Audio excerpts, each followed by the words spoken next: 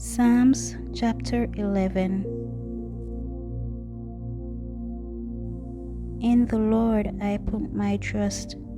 How can you say to my soul, flee as a bird to your mountain? For look, the wicked bend their bow. They make ready their arrow on the string, that they may shoot secretly at the upright in heart. If the foundations are destroyed, what can the righteous do? The Lord is in his holy temple. The Lord's throne is in heaven. His eyes behold. His eyelids test the sons of men. The Lord tests the righteous, but the wicked and the one who loves violence his soul hates.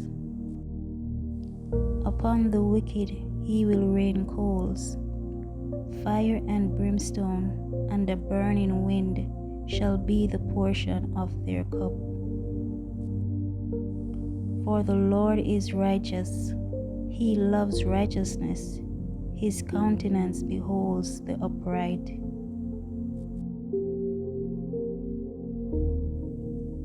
This psalm gives a record of when David was a fugitive from King Saul. David looked to the Lord to find faith and strength during this time of testing.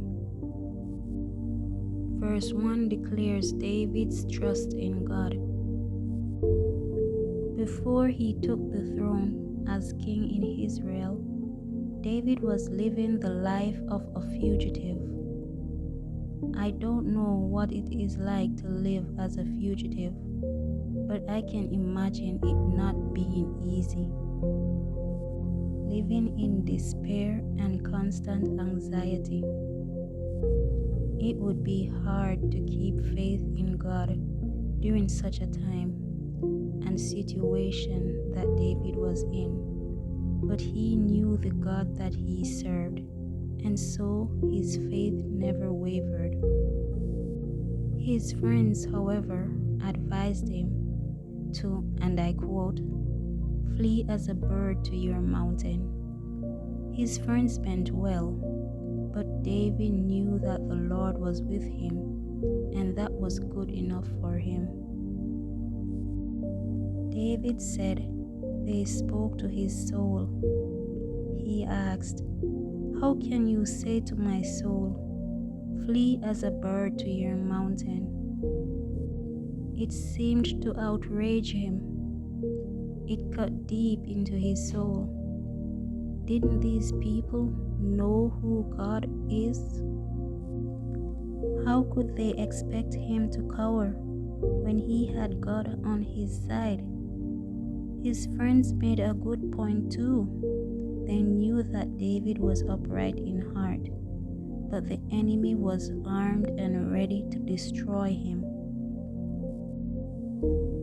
The kings and rulers of the land were supposed to be the ones to uphold righteousness and lead the people in the way of the Lord.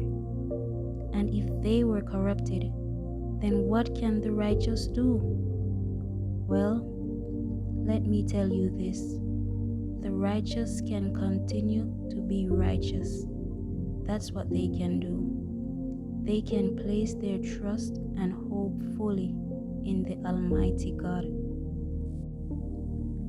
God sits on his throne as King of Kings and Lord of Lords. No one can dethrone him. He watches the activities of mankind. He tests the righteous. So don't complain when you are going through tests and trials.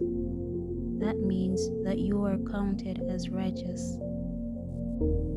It is like when you give a student a test.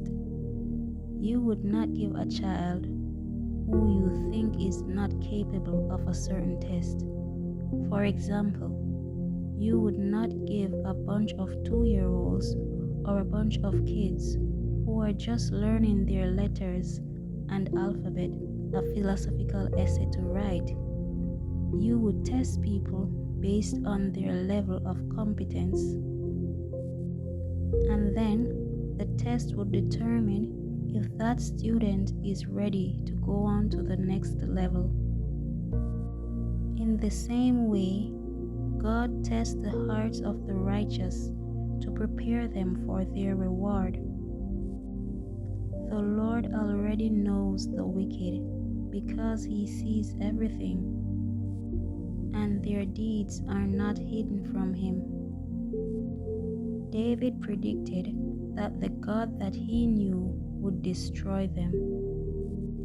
He said that God would rain coals on them, and fire and brimstone and a burning wind.